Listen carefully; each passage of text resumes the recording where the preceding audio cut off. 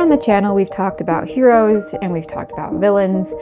That has allowed us some really interesting conversation about morality and about evil, but there's still that tiny tract of land running between the two that we haven't yet covered.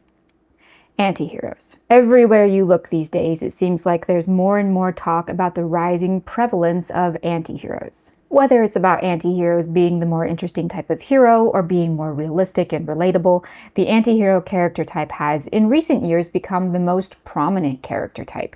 You could probably go as far as to say that antiheroes are the new heroes. This idea that antiheroes are more realistic and so more relatable is certainly an interesting one, but that in itself is indicative of a shift in the cultural landscape surrounding the way we engage with stories.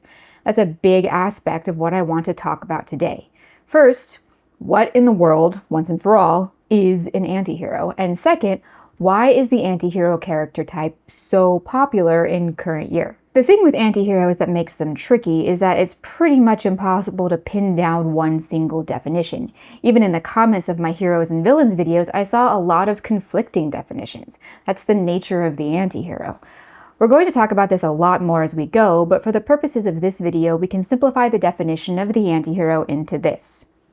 An antihero is a hero character, so a main character typically, whose main characteristics are contrary to what was the socially acceptable and popular idea of heroism at the time the story was written. Antiheroes have been around for a long time, and so of course the definable characteristics have also evolved so much over the years that antiheroes of the past have almost nothing in common with modern understandings of the type.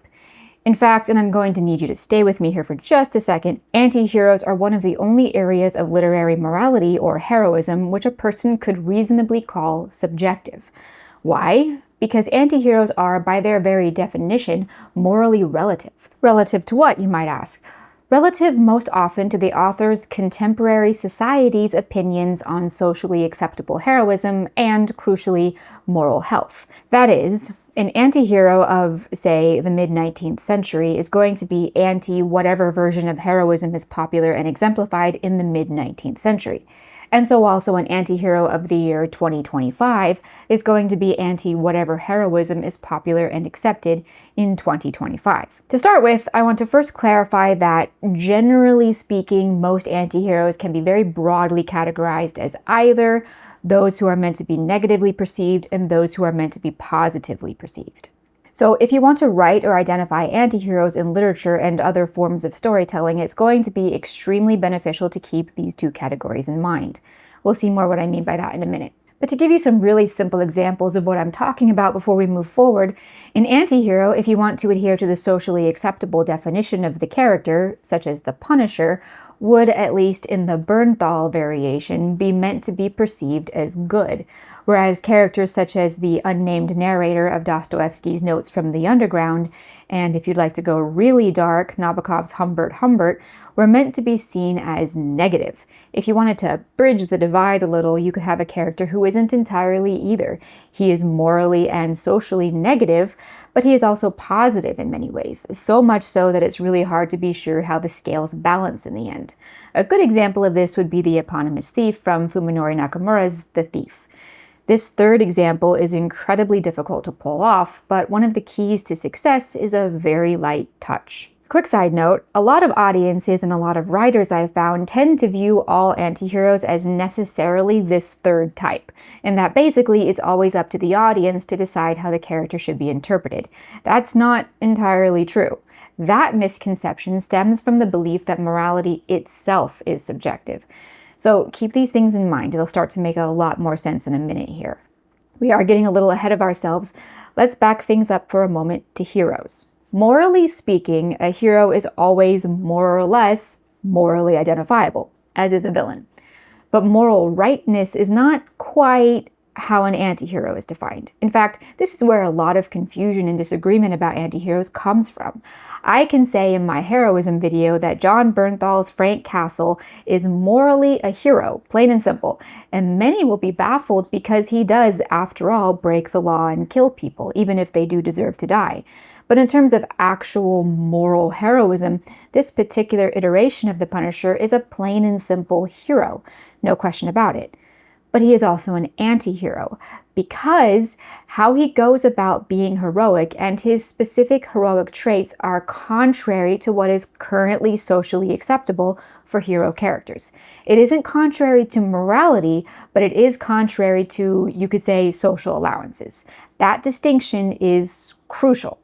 You see, Frank Castle's anti-heroism has nothing at all to do with his moral status, but rather with his socially acceptable perception. We'll get way into this more in a second. But see, because so many people conflate socially acceptable behavior with morality, if the Punisher behaves in a way that is contrary to what is socially acceptable, many people these days will condemn him as immoral, when in fact these two things are separate matters, more separate now than they have ever been in history. What I'm trying to make clear right out of the gate is that heroism is one thing, that is, the definable characteristics of a character being morally upright, generally speaking. And a villain is typically a character who is immoral in motivation, action, or what have you. But an anti-hero is not really clearly, always, obviously identifiable in this way. All right, so before we get into this anymore, let's take a moment or two here to talk about heroes. I want to do this because a lot of people seem to think that imperfect or flawed heroes are by definition anti-heroes. There's this idea that a character who isn't Superman-level perfection must then be an anti-hero, and that's not at all how it works. There is a big difference between a character who is an anti-hero and a character who starts with non-heroic traits and then gradually, over the course of a character arc, abandons some or all of those traits in favor of more commonly accepted heroism. Only the former is a true anti-hero, which is why you can't really determine whether or not a character is an anti-hero until you reach the end. The latter example represents something much closer to a hero, especially as he is uplifting and bettering himself into more of a heroic ideal. The true anti-hero will accomplish all of his narrative goals, or fail to accomplish his narrative goals depending on the story, using his non-heroic traits, or even in spite of his non-heroic traits. The hero who starts non-heroic and then becomes a hero will shed the non-heroic traits in order to accomplish his narrative goal in a way that is consistent with more commonly accepted heroism. This is an important distinction. So first, let's break down the common literary understanding of heroes. I say common, but this excellent summary is specifically the work of one Northrop Frye. In Frye's 1971 book, An Anatomy of Criticism, specifically the essay Historical Criticism, he expands upon an idea of Aristotle's regarding the classification of literature according to the heroes in those works. Specifically, I want to talk about high mimetic heroes, low mimetic heroes, and ironic heroes. This video isn't really focused on the whole of Frye's classification, which is very interesting, but if you want to get more into his theory of criticism, I encourage you to read the full essay. You can find it on archive.org. Frye classified heroes not according to morality per se, but according to their relation to regular people, or to be more exact, the people reading the books. So the highest form of hero in this regard would be god characters who were superior to men in every way. And by high, I don't mean best, but rather in relation to mankind's common status. Zeus, Poseidon, Athena, Thor, and so on. Superman is actually pretty close to a modern iteration of that if you think about it. Moving down from that, you have heroes who are regular people, but who are either extraordinary in their environments, such as the main characters in folk tales, or they're extraordinary in their circumstances, such as you find in stories about regular people who rise up to become great martial leaders in times of war. Frye calls this type of hero high mimetic. Quick side note, Aristotle talks a lot about mimesis in his Poetics. I've read some interpretations of this that describe it as a kind of simplification of mankind's tendency to imitate and seek his or her own image in fictional works. If you want to really oversimplify it, mimesis, in our case for today's discussion, could be said to refer to the specific way in which we are able to view a character as relatable and aspirational. A certain degree of exaggeration is said to be needed in order for a character to feel real, just as a certain degree of stylization is needed in art in order for the image to feel alive. We as regular people can't really view a god or, Superman as relatable, nor can we really empathize with his situation, whatever it may be. But we can relate to and empathize with regular people who do extraordinary things. And it's human nature to seek out aspirational examples. These characters, then, are called high mimetic. They are human beings, essentially like us, but who have lifted themselves up to very lofty heights, heights which are attainable to regular people. Thus, they can be looked up to and admired. This is where you're going to find guys like King Arthur, Prince Siegfried, Hector of Troy, or even Bruce Wayne. This also includes the Hobbits and Lord of the Rings, and honestly, most heroes in heroic literature. Now, a step down from that is low mimetic characters. These are characters who are regular people who are not extraordinary in any way. This will give you characters from stories about regular life. A low mimetic hero would be the sisters in Little Women, as an example, or Charles Ryder from Brideshead Revisited, or the main characters from those slice-of-life Korean dramas like If You Wish Upon Me. Before we move on from this, let's take a quick glance at Fry's ironic heroes. These are characters who are inferior or beneath regular people. Audiences who observe these heroes would perceive that they are looking down at them. So, these are the main points about Fry's analysis here that I want to keep in mind. In particular, this sense that heroes of old could be characterized by the audience's desire to look upon them as above them or equal to them. That is to say, aspirational or relatable in some way. There are a lot of different ways to interpret an audience's enjoyment of ironic heroes. Often, an ironic hero is merely a bumbling fool of some kind, intended for comic relief. There is a psychological aspect there that allows audiences a feeling of superiority while looking upon an inferior person. That's not always the motivation, but it's worth keeping in mind. Something else I want to point out here is that Fry's analysis, as I'm sure you've noticed, doesn't even bother with morality. In the past, especially the distant past, it was understood that a hero was morally upright. Even somewhat recently this was the case, if not with Fry, then by the authors who created these characters and by the audience members. What we're looking at with high mimetic characters especially is their heroic nature as they are narratively delivered to the audience. That is, in what way does the author present morality in heroism, or anti-heroism, to the audience? And how has this evolved, or more often, devolved? Any honest student of history and literature will tell you that as Western civilization progressed, the tastes of audiences evolved. Medieval audiences had a preference for heroic or high mimetic heroes. You see this also in ancient storytelling. The closer we come to modern times, the more this taste for heroism begins to seemingly fade. Heroism, in terms of morality, remained fairly fixed. A good man was clearly identifiable, regardless of the era in which his story was written. However, the social aspect of a hero's actions did gradually shift. So, for instance, over time, a hero's relationship with his king and the law became more or less relevant to his perception as heroic. As Christianity spread across Europe, a hero's adherence to divine law was also included in his perceivable heroism. A hero's martial prowess was more or less relevant to his heroism, depending on the era that produced him. Heroes of the past, even as the socially acceptable behavior for heroes evolved, were nevertheless understood to be morally upright, or at least endeavoring constantly to be morally upright.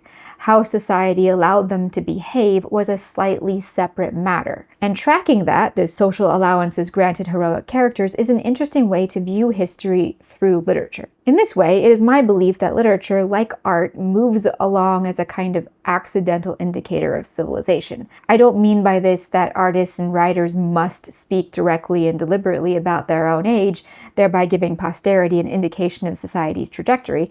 Quite the opposite, in fact. Literature and art, rather accidentally and organically, indicate to the keen observer the social and moral state of a society, and even the health of a society. Let me rephrase that. If you look at literature, more specifically if you look at how the majority of published writers of a given time perceive heroism and anti-heroism, you'll get a pretty good idea of what's going on with that society. And by society, I don't mean political systems or anything like that. I mean the people as a whole.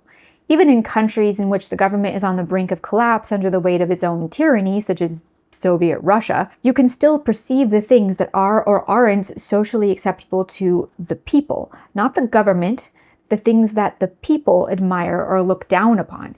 These are the things that make it into stories, whether we mean them to or not. Speaking very generally, the more morally healthy the people as a whole tend to be, the more enduring the works produced. I've also personally noticed that the more morally healthy the people of a society tend to be, the more they gravitate towards aspirational heroes. But that's just my own personal observation. And aspirational heroes really stand the test of time. And by time, I mean centuries, not decades. There's a reason that within times of darkness, within civilizations which are still morally strong despite their respective circumstances, you so often see high mimetic, noble heroes in the most enduring works of literature, such as Tolkien's Lord of the Rings, born in a time when two of the most horrific wars in human history were ripping Europe apart. This is also why you can get such extraordinary works of genius as the Nibelungen Lied within time periods when daily life had a certain constant and even bloody instability. So to summarize this point a little, as society evolves, society's perception of heroism also evolves. A hero such as King Arthur possesses certain characteristics that are deemed irrelevant to a lot of modern society. The mere fact that that was a time of monarchies makes it difficult for most modern readers to relate to its heroes. And there are a lot of people out there in our current society who would dismiss King Arthur as inherently villainous for no other reason than that he was a king, or even male, or sometimes did something bad or made a mistake. There are some who would classify characters such as Hector, Beowulf, or even John McClane as villainous or problematic because they were unapologetically violent. And there are some who would view female characters such as Arwen or Guinevere as someone they would look down upon as she doesn't exemplify their personal view of what a female hero should be, which more and more these days when it comes to women means that she must be martial and unattached to any man. It's hard to look at any of this and think that heroism can ever be any kind of objective constant. The cultural standards by which society judges a person's behavior as acceptable or not, admirable or not, are constantly changing. Regardless, morality, as I've said before, is fixed, but society's perception of heroism is not at all. To reiterate, what we're talking about here is the social constructs that arise within a society that govern acceptable behavior. Morality is constant, but socially acceptable behavior is constantly evolving. So in the Wild West, it was fine to put together a posse to hunt down the outlaws who robbed your ranch and killed your wife. But nowadays, that kind of behavior is not socially acceptable, even though almost no one would view it as immoral. What is or isn't socially acceptable for a hero is what evolves over time. This is where antiheroes come into play. Antiheroes, whether positive or negative, as I've said at the beginning, can be defined as heroes who behave in some way significantly contrary to what is socially acceptable for heroes. So as I said, heroes tend to fit into whatever is considered socially acceptable at the time the author wrote them, but antiheroes then are not socially acceptable according to the opinion of society at the time the character was written. Therefore, to reiterate what I said at the beginning, antiheroes are, by their very definition, relative. They are only identifiable relative to the social perceptions of the time of the author. So, like I said, an anti-hero of the mid-19th century is going to be anti-whatever version of heroism is popular and exemplified in the mid-19th century. And so also an anti-hero of current year is going to be anti-whatever heroism is popular and accepted in current year. And that 19th century anti-hero might now be widely considered a conventional hero. So in that sense, anti-heroes are relative. If the society in which the author lives views heroism as, among other things, possessing great strength and martial skill, such as the ancient Greeks, then an anti-hero will be weak or even hesitant. If a society, for some reason, views physical strength as indicative of something bad or unheroic, then the anti-hero will possibly be very physically strong and lumbering. Remember this one, we're going to come back to it. If a society views patriotism as an aspect of heroism, then an anti-hero will probably lack patriotism, and so on and so on. You see, Theodore Zalkowski said this in his book, Hesitant Heroes.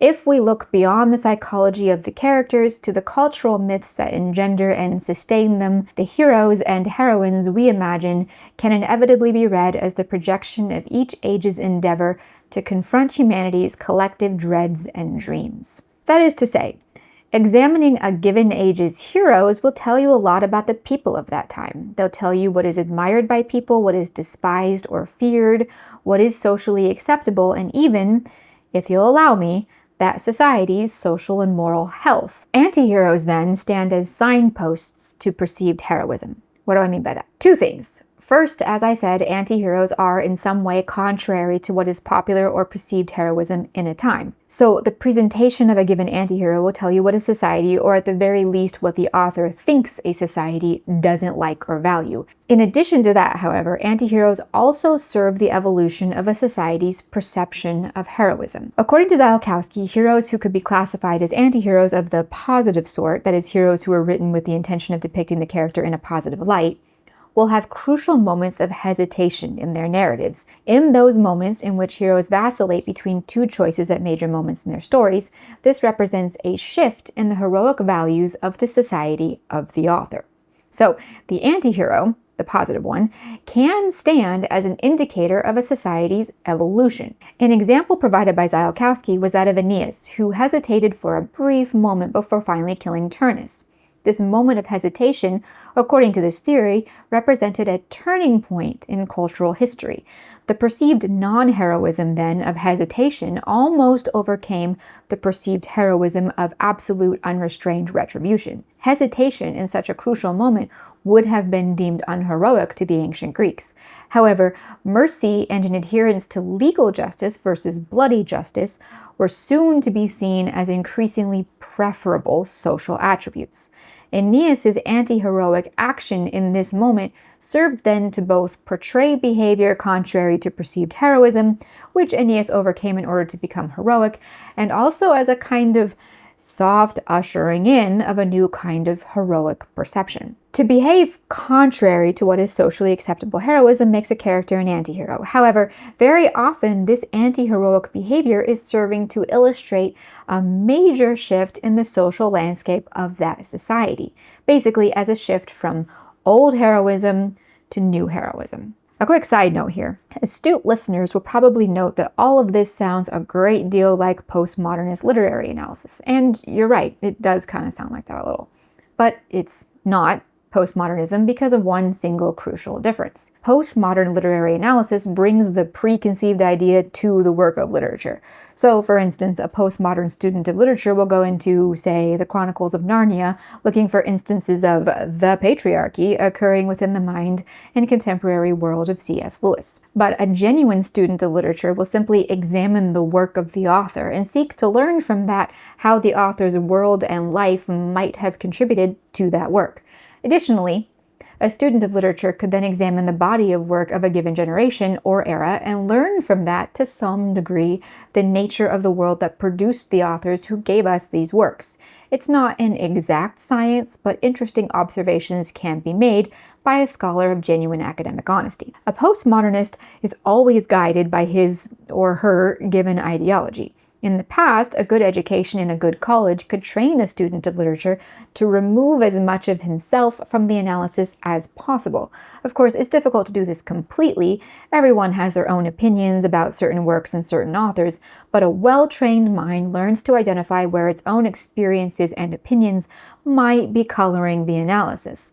Whereas a postmodern mind specifically shapes analysis that confirms its own experiences and opinions, like the modern popular feminist analyses you see all the time of Susan in Narnia. So going back to Ziolkowski and Antiheroes, let's look at a really brief and overly simple example of his idea about how antiheroism can indicate shifting cultural values. When Live Free or Die Hard came out, it had been 12 years since there had been a Die Hard movie. John McClane was a relic, a hero from a bygone era, an era which could be characterized by, among other things, a lack of internet.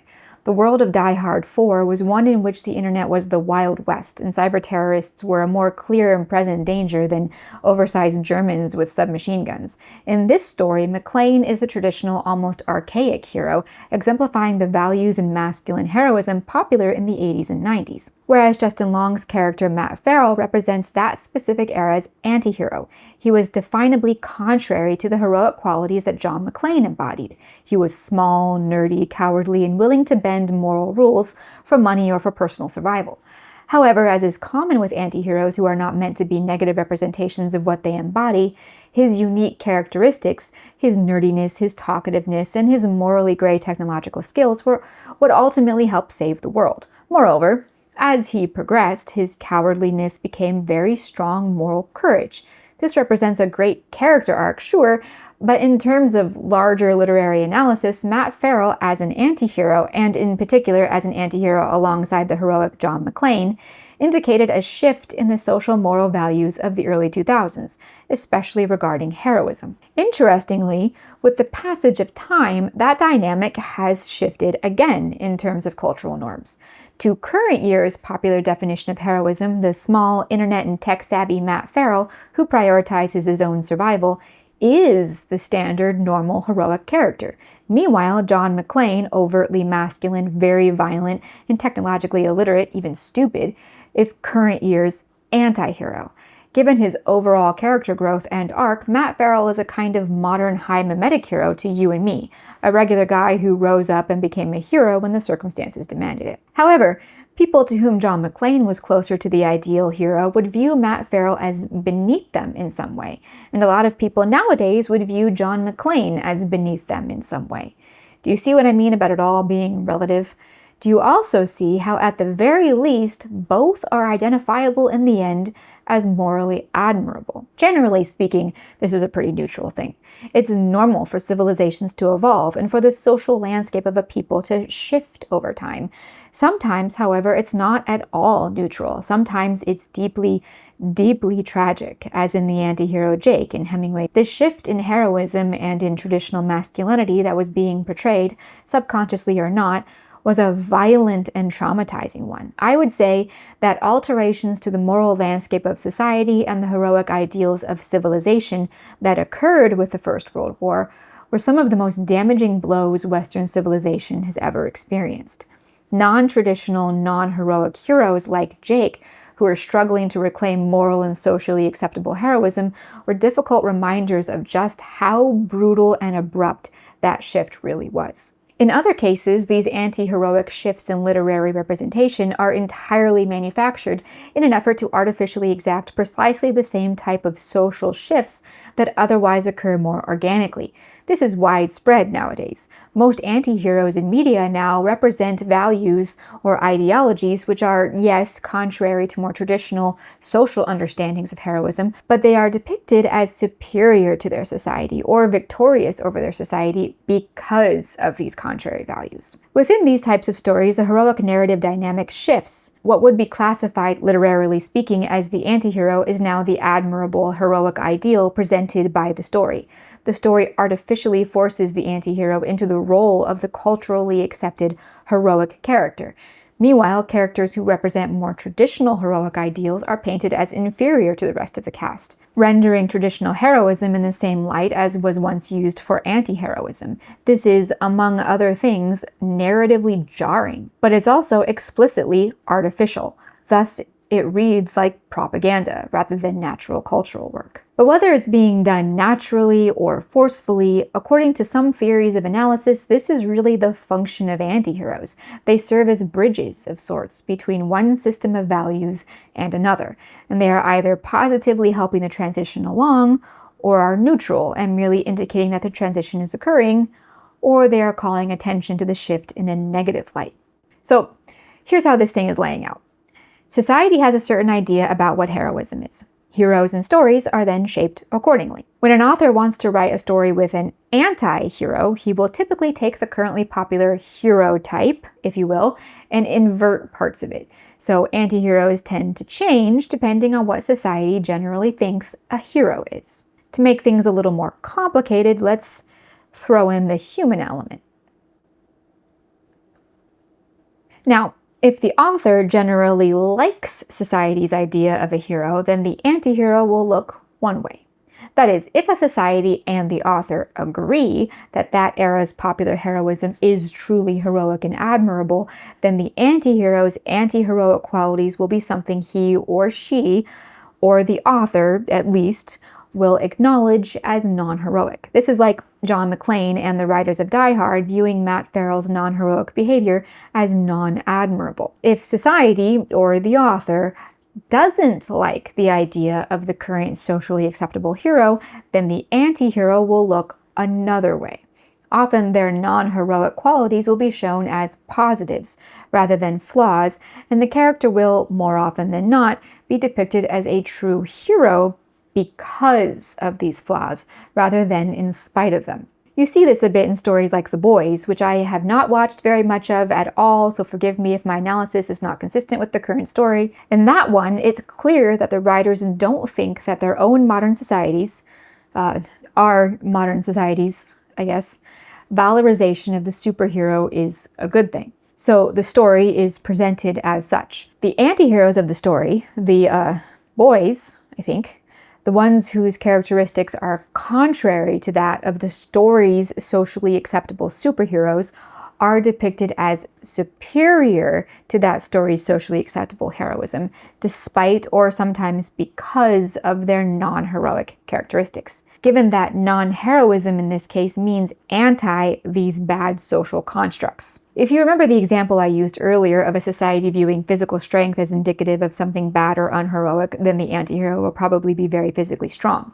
Now, if the author thinks that that's true, that physical strength is indeed non-heroic, then the antihero's anti-heroic physical strength will be presented as bad.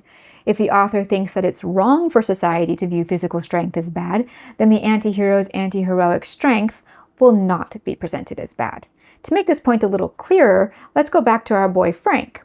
The writers of John Bernthal's Frank Castle character are the products of a society that think it's morally reprehensible to kill, say, people who commit crimes against children. But that's a social construct, not objective morality. So from the perspective of social constructs, he can only be an antihero. But from the perspective of objective morality, he can only be a hero. You see how the added human factor, both of the writer and the audience, can make this really complicated. The thing that I think a lot of people don't realize is that storytelling has always been used to educate people about morality to some degree.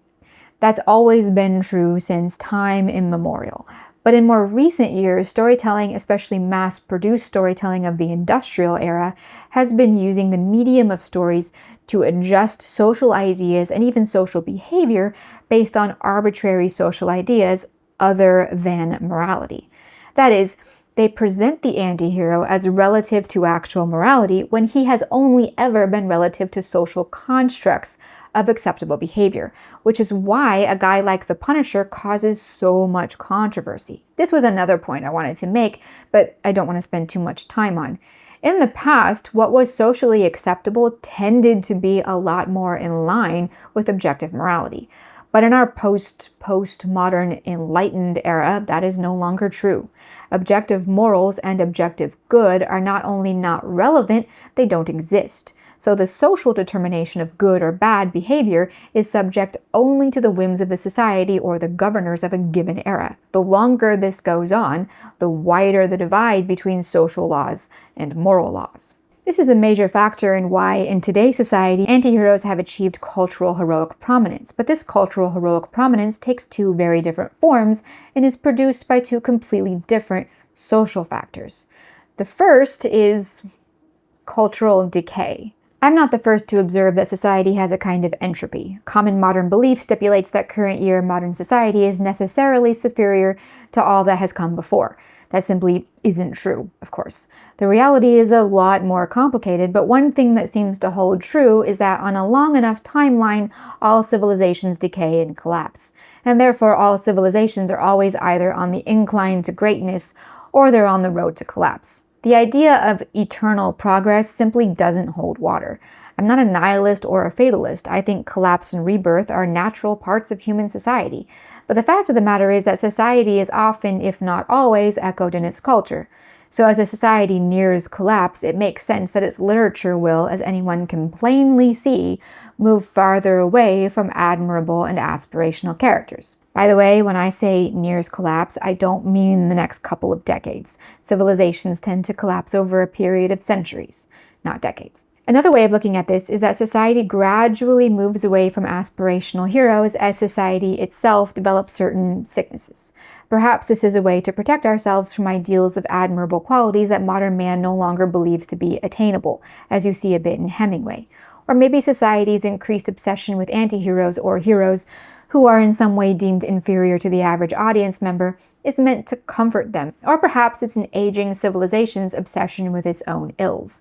We can't make heroes that we admire anymore because it's far more interesting and morbidly satisfying to make scumbags we can point to and say, well, at least I'm not that bad. Or alternatively, taking these inferior examples of heroism and raising them up artificially serves to blind some writers and audiences to the reality that they themselves have faults, or that those faults they have aren't faults, but are actually admirable qualities. These are all factors, of course. But something worth pointing out is that because our literature and storytelling as a civilization reflect our society to some degree, we could observe that in a time when most heroes and stories were grand, larger-than-life heroes, or noble people, or brave leaders, or whatever, people tended to be more aspirational themselves. They tended to believe in the betterment of themselves and of humanity as a whole. That is, that there is always room for improvement, and that improving oneself was a noble, admirable goal. And so it would be reasonable to assume that during these eras, society was probably on the incline up. So what happened to change that? How did we go from heroes like King Arthur and Robin Hood and Beowulf and even John McClane to guys like, I don't know, most of the cast of Game of Thrones or The Leftovers? Where did our hunger for high mimetic heroism go? Modern society has experienced two major cultural traumas related to our perception of heroes. First, the civilizations and traditions that gave birth to old ideas of heroism and nobility were obliterated with industrialism and the two world wars. And second, moral relativism, thanks to our French philosopher friends, has completely upended society's ability to perceive not just true morality, but aspirational heroism, if only because maximum moral permissiveness deletes the need for self-improvement. As this modern society came into its own in more recent years, the entire idea of a high mimetic or low mimetic hero became both incomprehensible and unsavory. A truly noble, truly aspirational hero was viewed as, among other things, impossible, extinct, delusional, and even problematic. This is a reality that I think possibly Cervantes saw coming. Many literary critics and scholars of the modern age have remarked that modern antiheroes, that is, the antiheroes of the time immediately before World War I till now, are characterized by a mirroring of the traumas being enacted on the societies of those days. Many have described this era in Western civilization as one of fragmentation and even sterilization, as also one of destruction. Western man no longer builds, but destroys. Progress to the Western person is measured in destruction rather than creation. Modern writers are more interested in tearing down ideas rather than building new ones. Society has lost its gods, its heroes, its nationalities, its values, its traditions, and so on. To such a civilization, anti-heroes had to inevitably become the heroes. To be heroic in this new society was, in part, to be counter-tradition, counter-heroic, counter-god, counter-nationality. To be manly was to be emasculated, as Joyce's Harold Bloom. To be feminine was to be against motherhood and marriage, as in most or all of the romantasy heroines today. To be patriotic was to be against one's own country, which you see in almost all media today. Culturally acceptable standard heroism has become a salad of contradictions in an effort to make sense of the new moral and social landscape of a world that has changed so completely that it might as well be another planet. Victor Brombert, a noted professor of literature at Yale and Princeton for several decades after the World Wars, wrote in his 1999 book in praise of Antiheroes that the lines of demarcation separating the heroic from the unheroic have become blurred. Ancient and medieval literature has been characterized in part by unquestionably heroic figures. And when I say heroic, I'm referring, yes, to morality, but more precisely, I'm referring to their distinctively high mimetic qualities. These were heroes who were exceptional in some way, more exceptional than the average man. Brombert observed that 19th and 20th century literature was filled with protagonists who, unlike the heroic figures of old, were actually weak, ineffectual, pale, humiliated, self-doubting, inept, and occasionally abject, but who were also capable of unexpected resilience and fortitude. So even back then, while civilization had only begun to move away from the impressive, noble, heroic figures of old and towards this other form that was decidedly less impressive, they were nevertheless still heroic. People of the 19th and 20th centuries were, in a sense, gradually losing their grip on certain notions of heroism that were seated more often than not in the traditions of their cultures. but they still had the sense that heroism was admirable, given that people of this time were being so crushed by the black skies of industrialism and the helpless, hopeless despair that came in the wake of the world wars. It was reasonable that heroic figures who started weak and pathetic and then became strong and noble were very appealing. These weak, ineffectual protagonists, by the way, were all anti-heroes according to their respective time periods. As you can see, despite their markedly non-heroic characteristics, they were still endeavoring to portray socially acceptable and morally clear heroism. They were still, in a word, aspirational. So from the time of the industrial age, when concepts of true high mimetic heroism had become seemingly hopelessly unattainable, anti-heroism, that is, characteristics which are contrary to socially acceptable or socially understood heroism, quickly and almost violently replaced heroism. Anti-heroic characteristics then completely became the new socially acceptable heroism.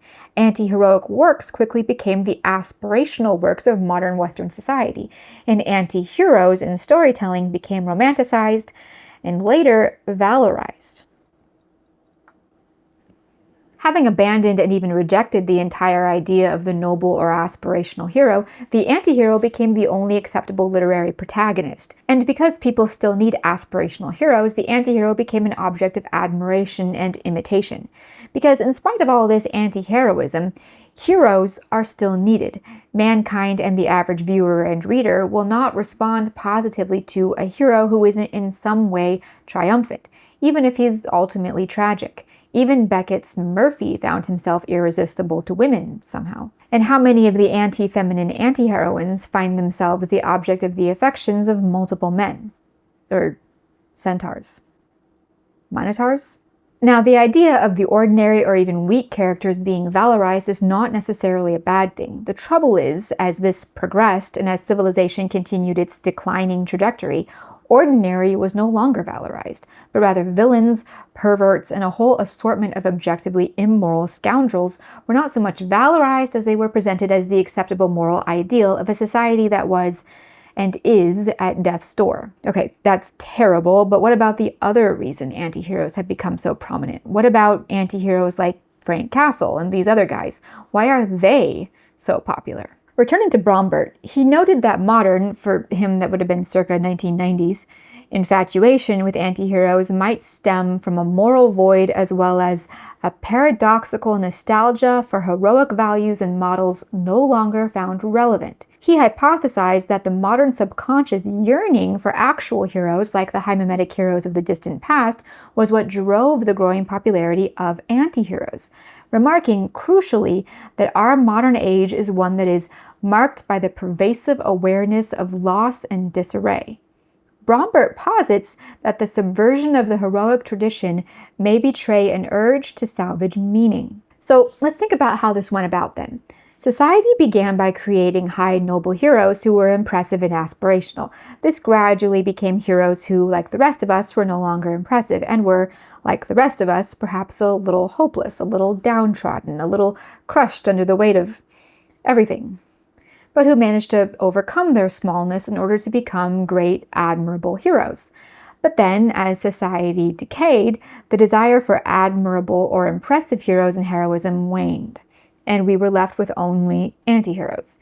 As tends to happen, according to Zalakowski, the antiheroes in this case indicated social shifts in values. And then we entered an age when what would have been the anti-hero has now become the basic, ordinary, heroic character. Given that mankind's craving for heroism and victory is never going to go away, these anti-heroic characters, despite being often not at all impressive or aspirational in any way, still have to be victorious. What results is a body of cultural storytelling that isn't just empty of heroism and therefore empty of meaning and value, but which is also, frankly, painfully unrealistic. The average story these days focuses on these casts of anti-heroes, none of whom possess qualities that are admirable in any way. I realize I might need to make something a little clearer for those of you in the audience who might be tempted to call me childish absolutist. There's a marked difference between heroes who have flaws and characters whose flaws are so massive that no one in their right mind would call them a hero. Some of these characters are so unlikable that watching or reading is more of an endurance test than a pleasurable experience. Some critics and viewers will claim that these types of characters are therefore more realistic and therefore more compelling. But that goes right back to current year Western civilization's burning desire to destroy the entire concept of self-betterment. We can't have aspirational heroes because aspirational heroes aren't just unrealistic, supposedly. They also do violence to modern man's nihilistic, doomed laziness. We, as a society, no longer desire to better ourselves, and so we, as a society, may not have characters who better themselves or who are better than us. Thus, the antihero, the hero who rejects both the spirit and the aesthetics of heroism, became the national hero of Western civilization. That is, the antihero became modern society's ideal in some way. Once we reached this point, when society was so broken down that self-betterment is no longer a heroic quality, writers who wish to write characters who are aspirational or overtly heroic will often do so narratively and structurally in the same way as an anti-hero. And such a character will almost always be perceived by audiences as a controversial anti-hero.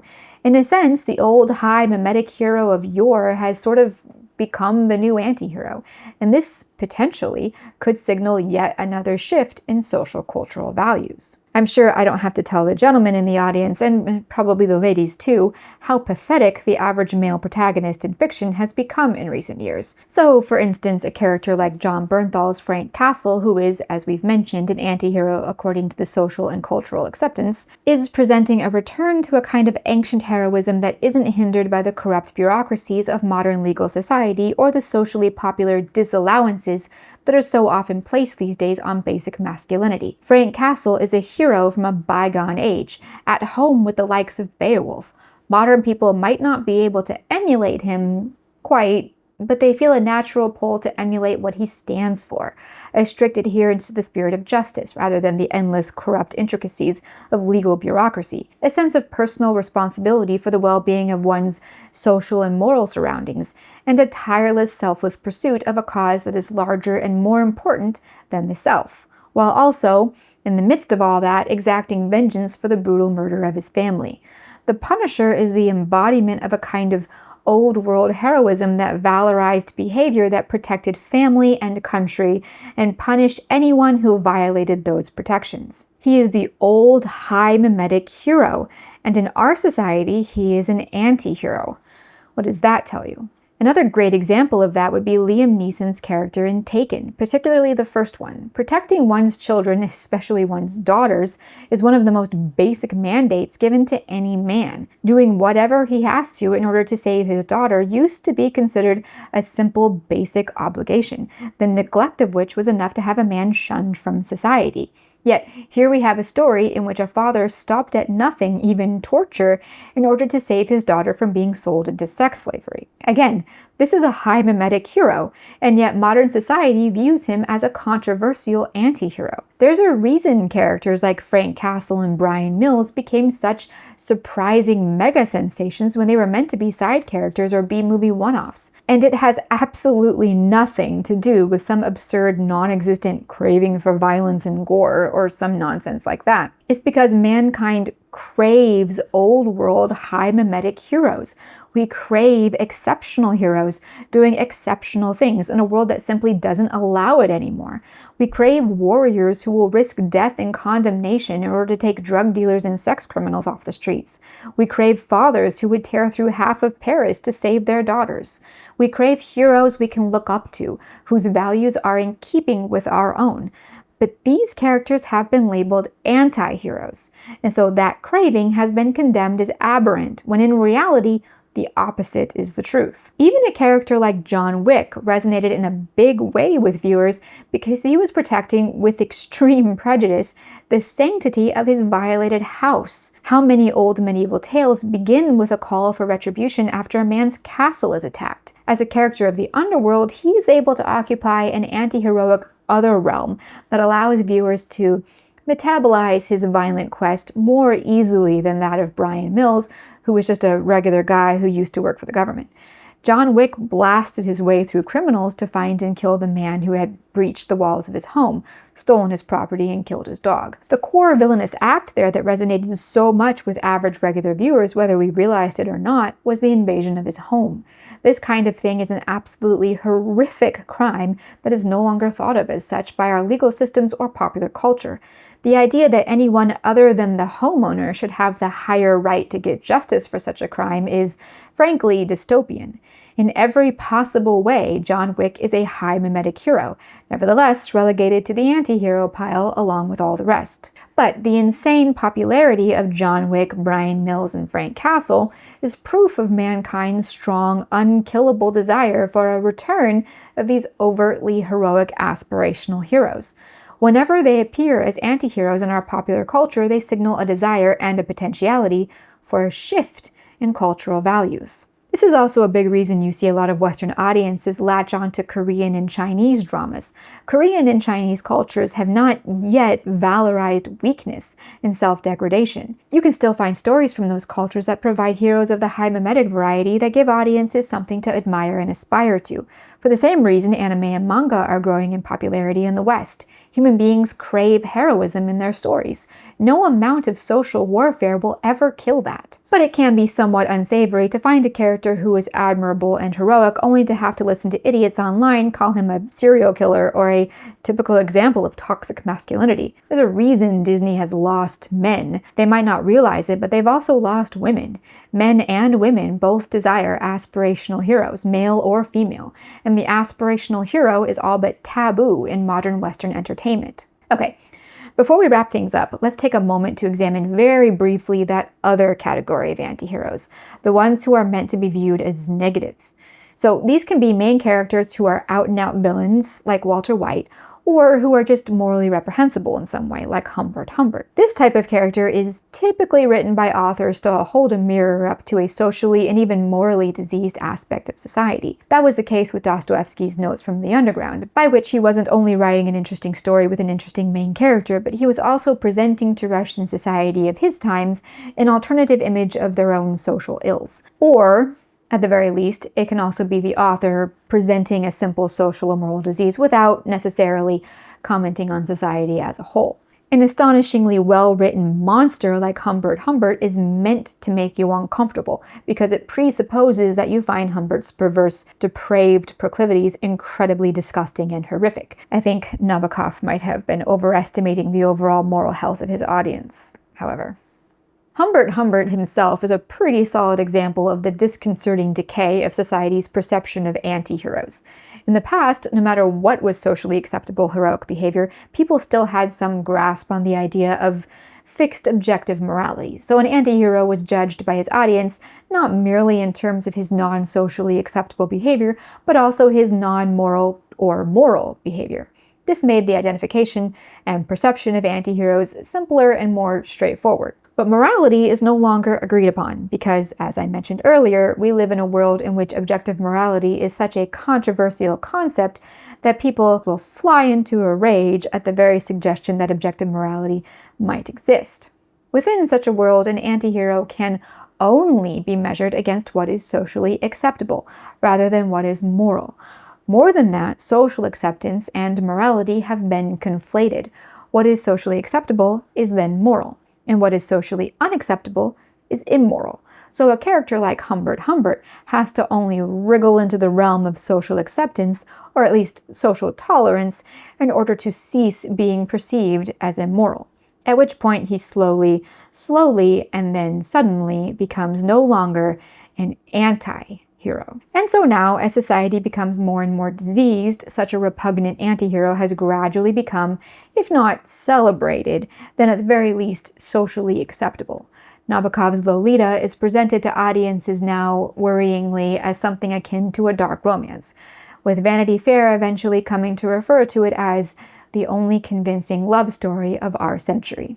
Alright, I've reached my daily limit on how much Humbert Humbert I can endure talking about. To summarize, and to answer the earlier question posed at the beginning, there are two major reasons anti-heroes are so popular today.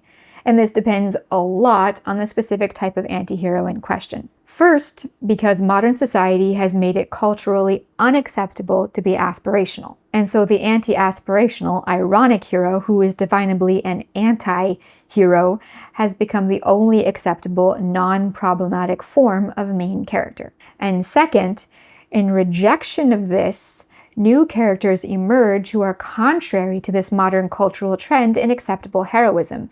These new anti-heroes might actually represent a return to high mimetic aspirational heroism of old. But only time will tell. I'll tell you one thing though, nothing will ever change organically if we keep letting anti-human, faceless megacorporations run human tastes through machine algorithms in order to artificially shape and form culture and civilization.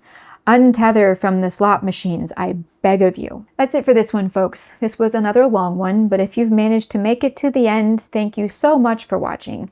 I really enjoyed reading everyone's comments last video. There were some really interesting personal anecdotes and analyses that expanded upon the ideas in the video in ways I found fascinating. I'm really sorry if I don't respond to all the comments. It's really hard to find the time on top of writing and researching the next video, and also working on my novel and other writing projects. And Otto can't help because he doesn't, have thumbs, but I do try to read as many of your comments as I can. So thank you for taking the time to leave them. So anyway, happy sweater season to those of you who celebrate, and I will see you all next time.